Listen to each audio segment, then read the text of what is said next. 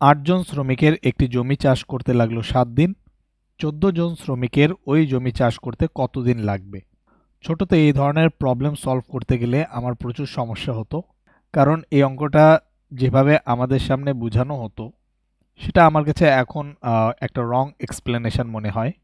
এই সমস্যাটাকে অনেকটা ঐকিক নিয়মের মধ্যে ফেলে তারপর সেই প্যাটার্নটা ফলো করে আমাদের সামনে বোঝানো হতো। যেরকম ঐকিক নিয়মের একটা ম্যাথ হচ্ছে এরকম, মনে করেন 1 হালা কলার মূল্য হচ্ছে ধরুন 20 টাকা, তাহলে 4 হালা কলার মূল্য কত? তো 4 ইন্টু 20। আমি এখন এটার এক্সপ্লেনেশনের মধ্যে যাচ্ছি না, কিন্তু অনেকটা এই নিয়মের মধ্যে করে তারপর প্রবলেমটাকে সলভ করার চেষ্টা করা হতো, যেটা আমার কাছে অনেকটা রং এক্সপ্লেনেশন মনে হয়। তো আমার কাছে অন্য একটা এক্সপ্লেনেশন আছে, আমি ভিজুয়ালের মাধ্যমে আজকে এই প্রবলেমটা আপনাদের সামনে উপস্থাপন করতে চাই, এবং তার সাথে আমি আর একটা ফর্মুলা দিতে চাই যেটা দিয়ে ইজিলি আপনি এই প্রবলেমটা সলভ করতে পারবেন। আর তারপর শেষে আমি ওই রং এক্সপ্লেনেশনটাও বোঝানোর চেষ্টা করব। তো চলুন শুরু করা যাক। তাহলে আমাদের প্রশ্নে দেওয়া আছে যে 8 জন শ্রমিকের একটি জমি চাষ করতে লাগে 7 দিন, তাহলে 14 জন শ্রমিকের ওই জমিটা চাষ করতে কতদিন সময় লাগবে? এই ধরনের প্রবলেম সলভ করার আগে আমরা কিছু জিনিস অ্যাজিউম করে নিই, ধরে নিই। যেরকম এখানে দেয়া আছে 8 জন শ্রমিক, তো অ্যাজাম্পশনটা হয় এরকম যে একজন শ্রমিক একদিনে যতটুকু কাজ করবে অপর শ্রমিকরাও প্রথম দিনে অথবা একদিনে সেই পরিমাণ কাজ করবে। এটা আসলে অনেকটা আইডিয়াল কেস সিনারিও। তো আমরা এখানে শ্রমিককে এম দিয়ে রিপ্রেজেন্ট করব, যেটা আসলে ম্যান বোঝায়। দিনকে আমরা ডে দিয়ে রিপ্রেজেন্ট করব, এবং জমি চাষ বা কাজ এই জিনিসটাকে আমরা ডাব্লিউ দিয়ে রিপ্রেজেন্ট করব। তো যে কোনো প্রবলেম সলভ করার প্রথম শর্ত হচ্ছে প্রবলেমটাকে ছোট করে নেওয়া। তো 8 জন শ্রমিকের জায়গায় আমি ধরে নিব আমার শ্রমিক হচ্ছে 3 জন এবং তাদের সময় লাগে 2 দিন। তো আমি মনে করি একজন শ্রমিক একদিনে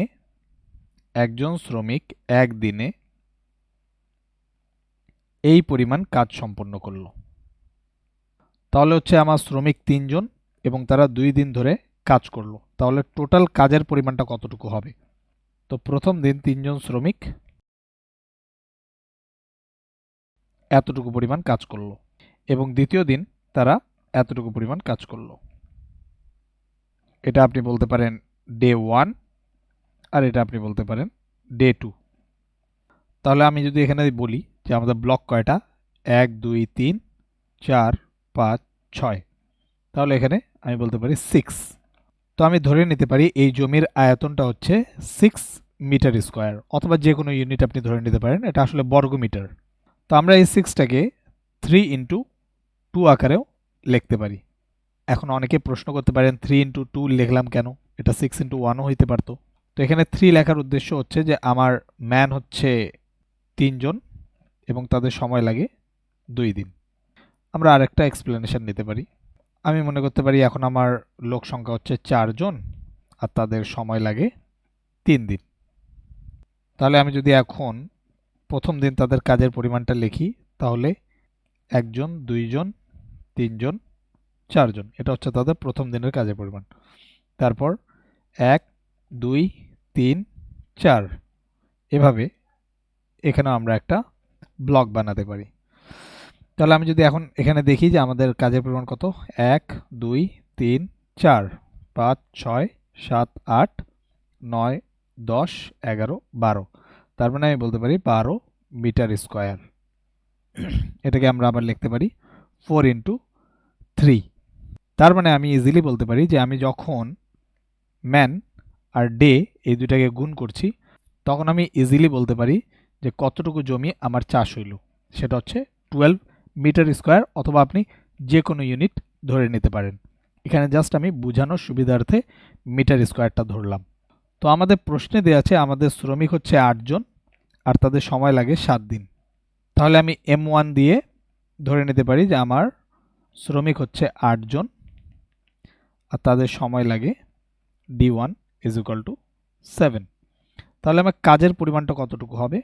কাজের পরিমাণ হবে 8 ইন্টু 7, তাহলে এটা হইতে পারে 56 মিটার স্কোয়ার অথবা যে কোনো ইউনিট। এখন আমি যদি আবার প্রশ্নে ফিরে যাই, তাহলে আমি বলতে পারি এই 14 জন লোক ওই সেম পরিমাণ কাজটাই করবে, উইচ ইজ 56।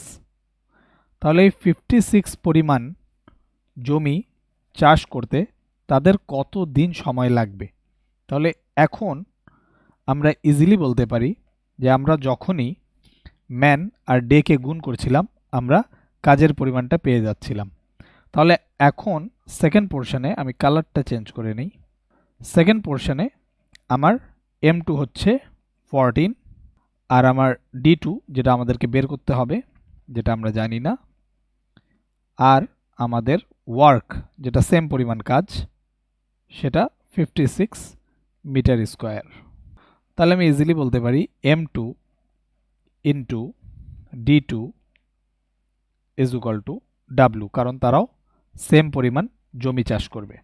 এখানে M2 হচ্ছে 14 ইন্টু D2 আমরা বের করব ইজ ইকুয়াল টু 56। তাহলে D2 equal to 56 divided by 14। এটা কাটাকাটি করলে আমরা উপরে পেয়ে যাই 4। তাহলে 14 জন শ্রমিকের সময় লাগবে D2 is equal two 4 days. তাহলে ভিজুয়ালের মাধ্যমে আমরা ইজিলি বুঝতে পারলাম যে এখানে ব্যাপারটা আসলে কি ঘটছে। এখন এখান থেকেই একটা ফর্মুলা বের হয়ে যায়, আমি ফর্মুলাটা নিচে লিখে দেখাচ্ছি। সেটা হচ্ছে, এই ফর্মুলাটাকে অনেকে MDH ফর্মুলা বলে, MDH। তো আমি এখানে লিখছি ফর্মুলাটা হচ্ছে M1 into D1 divided by total work is equal to M2 into D2 divided by সেই পরিমাণ কাজ। তাহলে এখানে M1টা আমার ছিল 8 জন লোক 7 দিন কাজ করে একটি জমি চাষ করে, এবং 14 জন লোক কত দিন কাজ করে সেই জমিটা চাষ করে। তাহলে এখান থেকে আমরা ইজিলি D2 ইকুয়াল টু লিখতে পারি 8 into 7 divided by 14, 7 into 2, 2 into 4 is equal to 8। তো আমার উত্তর হচ্ছে 4 ডেজ। এবং উপরেও আমরা এই কাজটাই করেছি। যদি আপনি এখানে দেখেন যে এইখানে কি ব্যাপারটা ঘটতেছে, এইখানে সিমিলার জিনিসটাই ঘটছে।